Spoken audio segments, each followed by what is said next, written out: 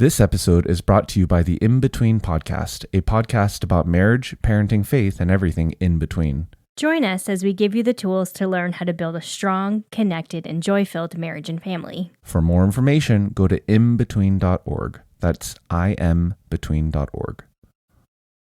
Hello, Truce Podcast listeners. This is Chris Starin, the host of the show. We'll be getting to the episode in just a moment, but first, the results of our fundamentalism definition contest. I put a call out over social media to see what your definitions are of Christian fundamentalism, and several of you wrote in. The prize is a copy of Fundamentalism and American Culture by George Marsden, which is one of the books that has been a big resource for this season. So thanks to everybody who submitted their definition and to my Patreon supporters who give a little each month and also were able to vote on their favorites. So the winner of the book, chosen by Patreon supporters, is Michelle Rayburn. And Michelle's definition of Christian fundamentalism is, it's a religious framework that puts prescripts over people, rules over relationships, and tradition over transformation. Thanks, Michelle, for your definition. We'll be sending her a copy of the book. And thanks to everybody who supports this show. It's really only about 2% of the listeners who give anything to help out, and it really makes a big difference. So thanks for doing that. If you're interested in helping yourself, visit trucepodcast.com/donate. Okay, here's the episode. It's one of my favorites that I've ever done, and I hope you enjoy it. This episode is part of a long series exploring the rise of Christian fundamentalism. It can stand on its own, but it will make a lot more sense if you go back to the beginning of Season 5, or even just one episode to our discussion on premillennialism. Okay, here's the show. The smoke and ash from the explosion were immediately fatal. As many as 10,000 people perished at once. Many more in the months to come, as crops failed. The top of the mountain seemed to just blow off. This was the island of Sumbawa in Indonesia, April 1815.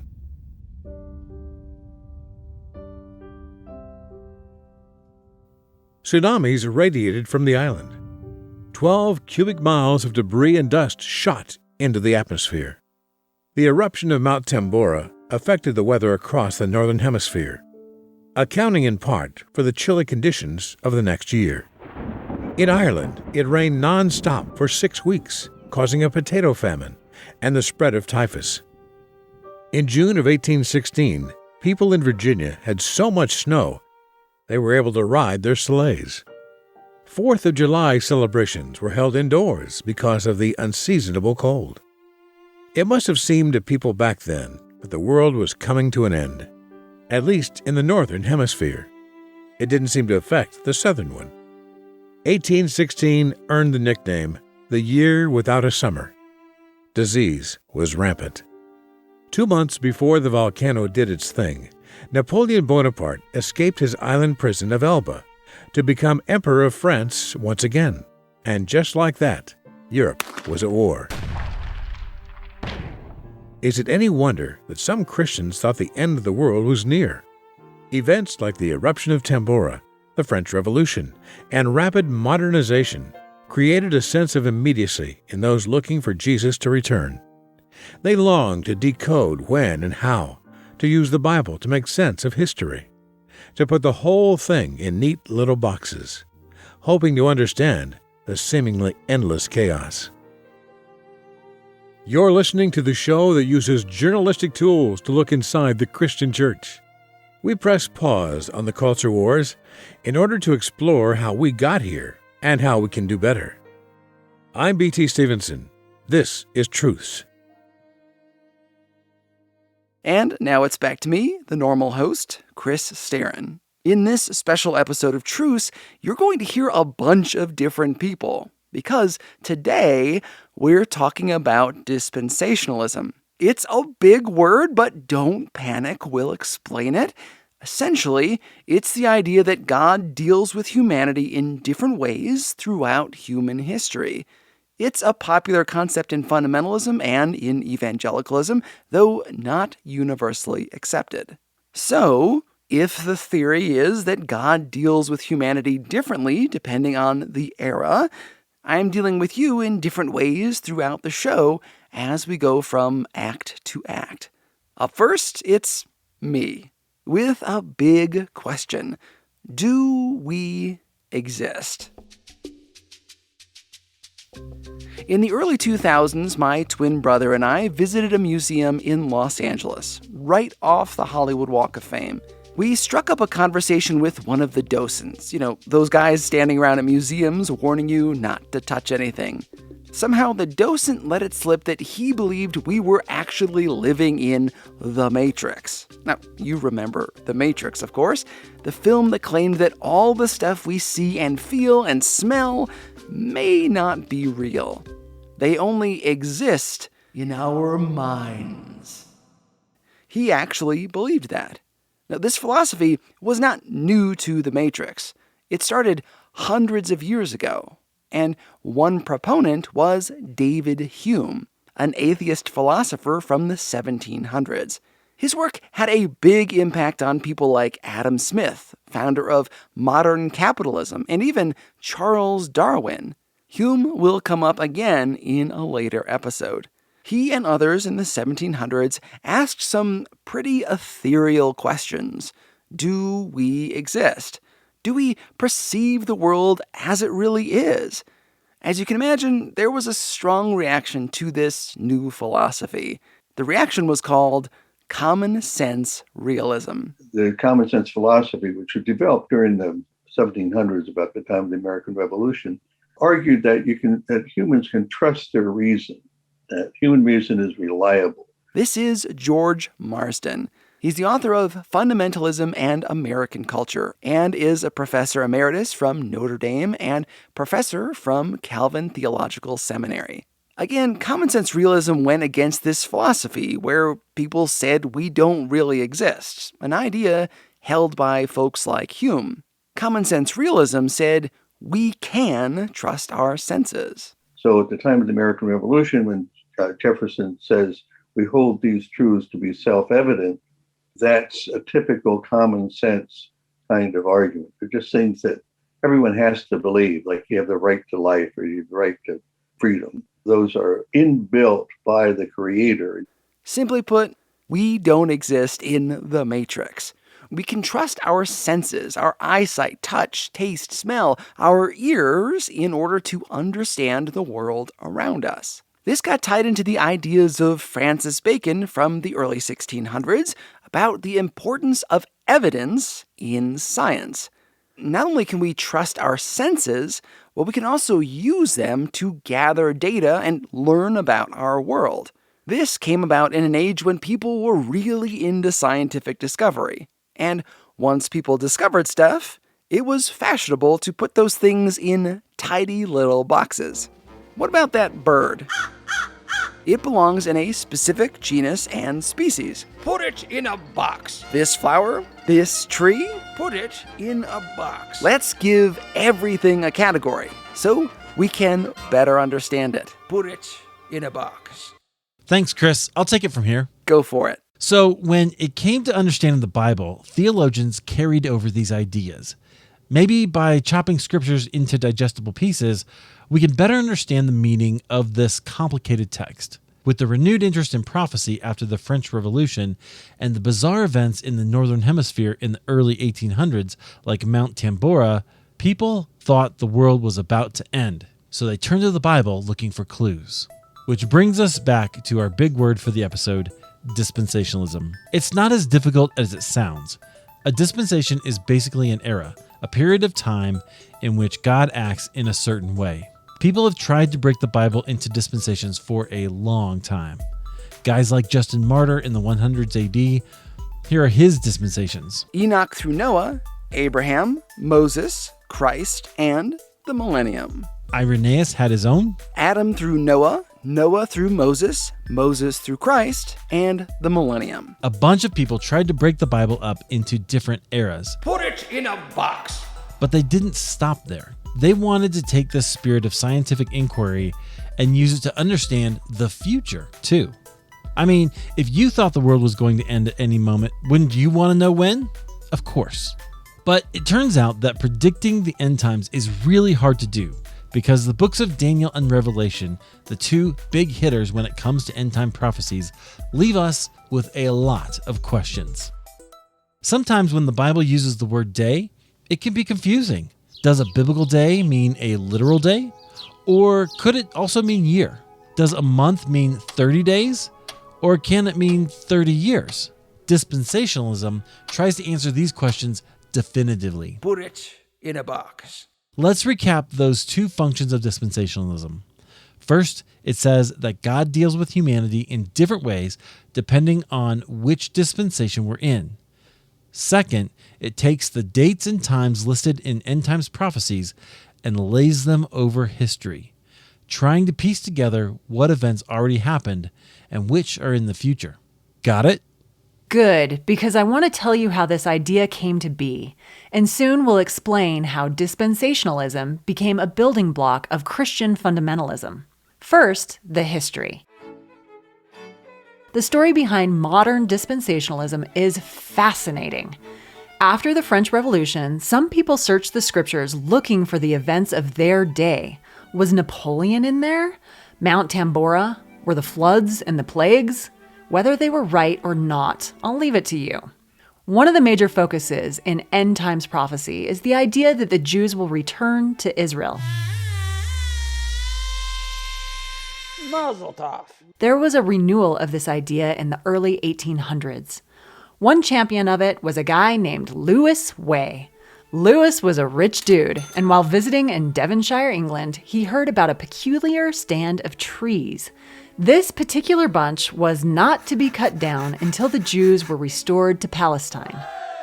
A weird command, but there it was. Way wanted to know more. What groups were working to restore Jews to Palestine? He came in contact with the London Society for Promoting Christianity Among the Jews in 1815, or the Jews Society, which, I don't know, doesn't sound right.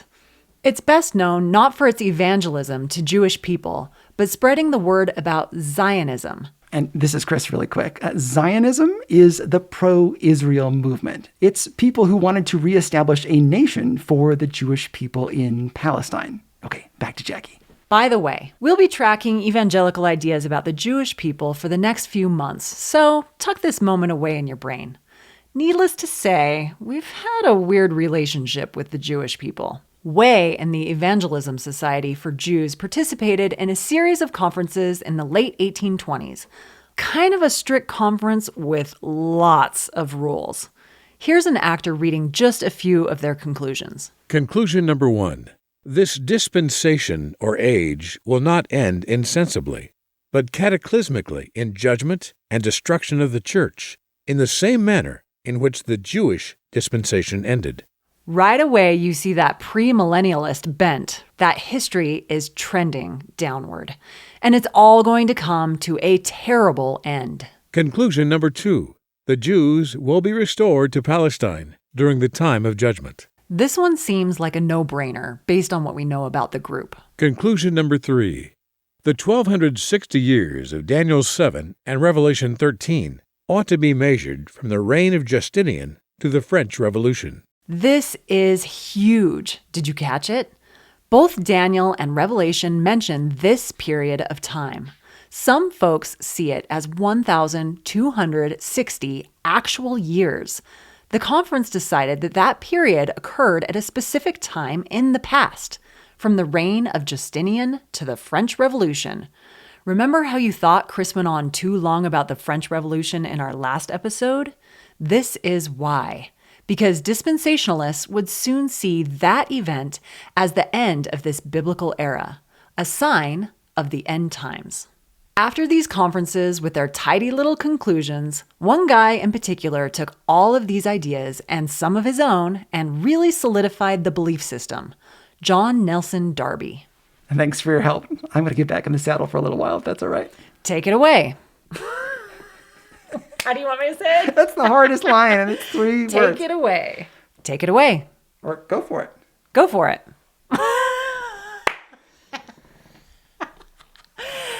Did you get what you needed? I think so.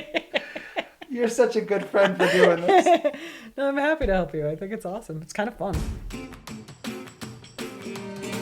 John Nelson Darby is an interesting figure. He, like many people in the season, defies easy description.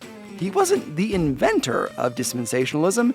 That would be a nice, tidy little box to put this episode in. Put it in a box. Darby took a lot of existing ideas, added his own spin, packaged them, and went on tour to share his neatly arranged system. The system we now call dispensationalism is his way of putting things in a box. Like a biologist studying plant species, dispensationalists attempt to put the Bible into tidy categories. And, as we said earlier, this system would become a foundational element of the fundamentalism we see today. We'll discuss John Nelson Darby and the end of the world right after this message.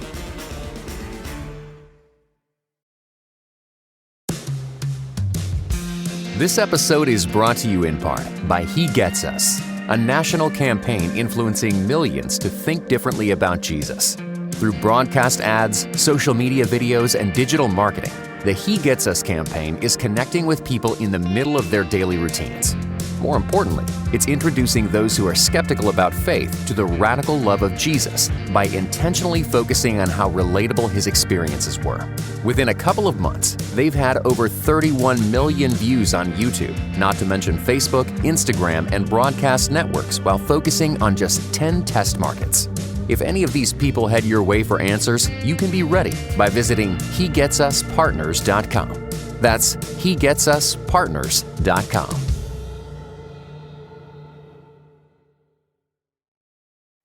John Nelson Darby. He left the Church of Ireland because they wanted him to swear an oath to the crown. He didn't like that because he saw that as diminishing the role of God. Darby was a member of a separatist group, the Plymouth Brethren, a sect that, at the time, didn't have a huge following.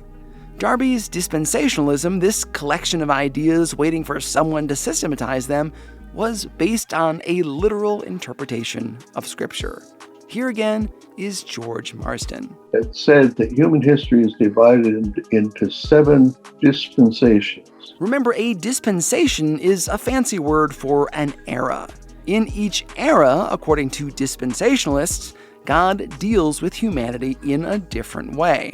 Again, not every Christian believes it. Instead, some of us believe that God is consistent throughout history. And in each era, humans are put to a test by God. In each era, they fail. So the first era is in Eden. The story of Adam and Eve from Genesis, when the first 2 people ever are tempted, eat of the forbidden fruit, and break their deal with God. And Adam and Eve are driven out of the garden. A big, huge, devastating event. The second era of dispensationalism ends with a flood, when God was so angry with humanity that he destroyed most of it except for Noah and his family. Again, a cataclysmic event. Third era ends with the Tower of Babel. The people messed up, and cataclysm. This goes on and on and on, putting different parts of the Bible into little boxes. So where do dispensationalists think we are today? We're in the 6th era.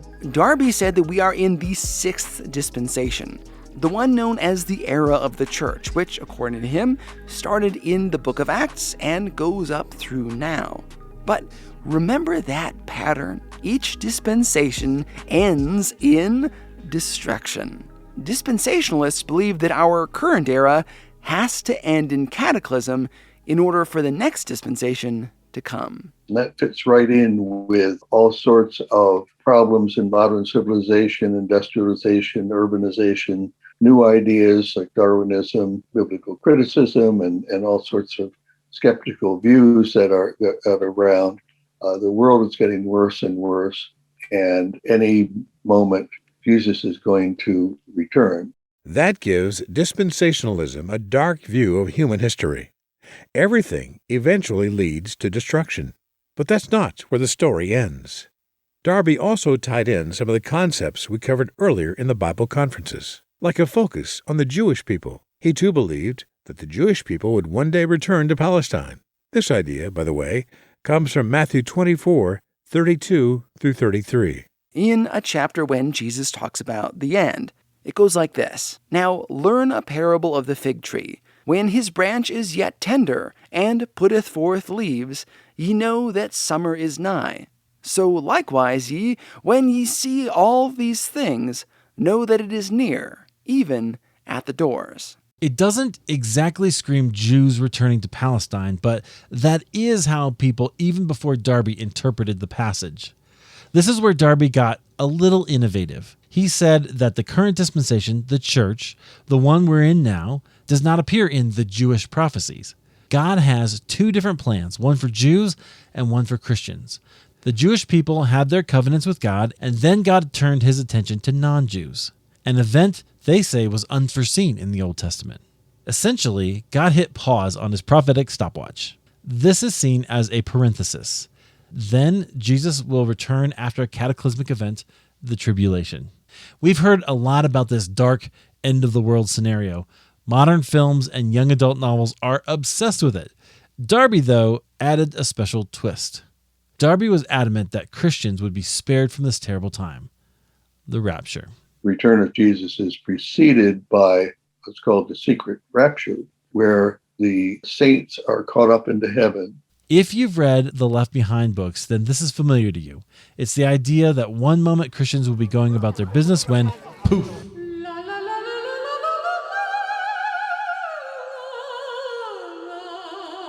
they are suddenly taken from earth, followed by 7 truly terrible years for everyone who is left. This, according to one scholar, was one of Darby's great theological innovations. The Left Behind series wouldn't have happened if not for this guy. That's right. You have John Nelson Darby to thank for a Nicolas Cage movie.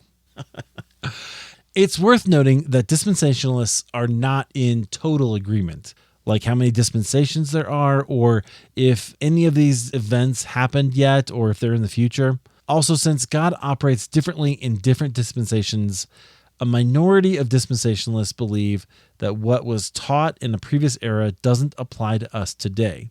So, since Jesus' death and resurrection marks the end of the last era, this minority does not believe we're under, say, the Sermon on the Mount, meaning they don't think they are responsible for the commands like turn the other cheek, love your neighbor as yourself, or love your enemies. Again, before you send us comments about this, let me say once more that this is the opinion of a minority of dispensationalists. Darby took his ideas on the road. He visited the U.S. and Canada 7 times between 1862 and 1877, spending a total of 7 years on North America, where he ran into a few obstacles. Darby was one of those guys who thought that his denomination had it all figured out, and that remaining in any other denomination was a big mistake. You know these guys, right? He was critiqued by his contemporaries for stealing people from other churches. His teachings caught on mostly in cities like Chicago, St. Louis, New York, and Boston. But he never pulled that many to his denomination, which he saw as a major failure after his last trip to the U.S. Dispensationalism played a huge role in the creation of fundamentalism. Why is that? Well, Chris has said in the last episode that premillennialism is a view that the world is going to get worse and worse as time goes on. Morals will decay. There will be dramatic events and wars. Things are going to get nasty. Dispensationalism added 2 ideas that are really important. First, not only is the world going to end, but Christians won't be here to see it. That's the secret rapture George Marsden mentioned. The rapture has a huge impact on the way some Christians interact with everything, from the environment to how hard we try to improve the course of human history. If we're not going to be here for the worst moment ever, what do we care if it happens? It creates an us and them vision of the last days, those who will peace out before it happens, and those who are stuck with the judgment of God. The second novel idea of dispensationalism is the Christian church is going to get worse as well. Before the end of the world, the church is going to become apostate. Whereas your garden variety premillennialist is watching the newspaper and television for signs, a dispensationalist is reading the church bulletin. This philosophy takes that dark view of history and turns it inward. That expectation of apostasy means that dispensationalists maintain a base level of suspicion, a doubting glare toward not just other denominations, but other Christians, looking for signs of weakness. It's tough to feel unified with other Christians if you're pretty sure they're going to backslide at some point.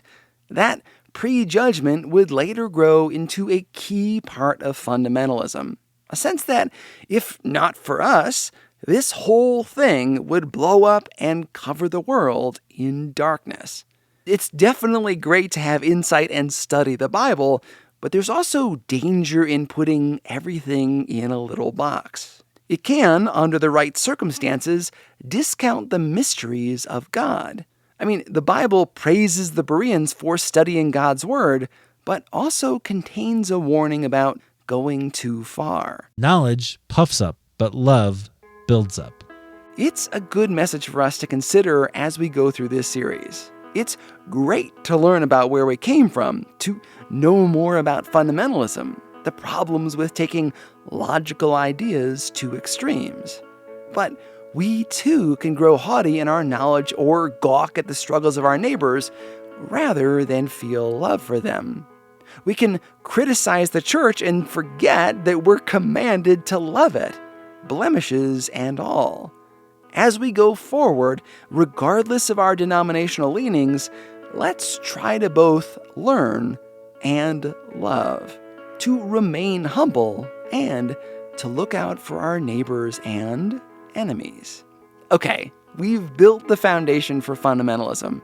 An interest in the end times, a feeling that history is sliding towards cataclysm, focus on the Jews, an us and them attitude, a sense that true believers will be saved from the worst of the worst. In our next episode, we'll set the stage. What was the United States like when dispensationalism and premillennialism started their slow takeover?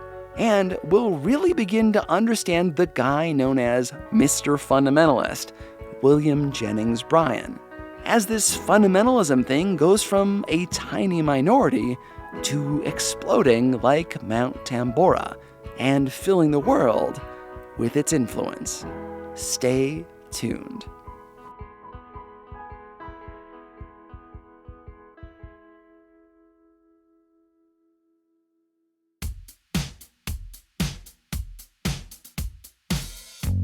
Special thanks to, you know what? My friends have been super helpful, so I'll let them do the credits. Special thanks to George Marsden. He's the author of Fundamentalism and American Culture. It's the book on fundamentalism that is quoted by basically every other book on the subject. Others include The Roots of Fundamentalism by Ernest Sandin, The Evangelicals by Francis Fitzgerald, and American Apocalypse by Matthew Sutton, just to name a few. You can find a full list of resources used in this episode on the website at trucepodcast.com. While you're there, you can find photos, links, and downloads related to the show. Truce is listener-supported. Only about 2% of the people who download the show give anything at all to help. This project, as you may have sensed, is way different from most Christian podcasts. Each episode takes days, if not weeks, to produce. Lots of books, time, and equipment. Your gift helps send a message that Christian media can be both educational and entertaining.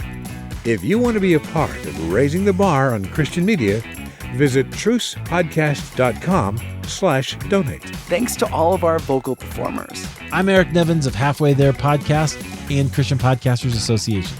I'm B.T. Stevenson for Truce Podcast. Thanks also to my good friend, Jackie Hart. God willing, we'll be back in 2 weeks to continue our exploration of the rise of Christian fundamentalism in the United States. I'm Chris Staron, and this is Truce. This episode is brought to you by the In Between Podcast, a podcast about marriage, parenting, faith, and everything in between. On the In Between podcast, you will hear how to raise children that change the world, Ideas to keep the romance alive with your spouse, how to not hate your in-laws, ways to save money for your next vacation, and how to use the Enneagram in your relationships. Join us, Daniel, And Christina M. as we give you the tools to learn how to build a strong, connected, and joy-filled marriage and family. For more information, go to inbetween.org. That's imbetween.org.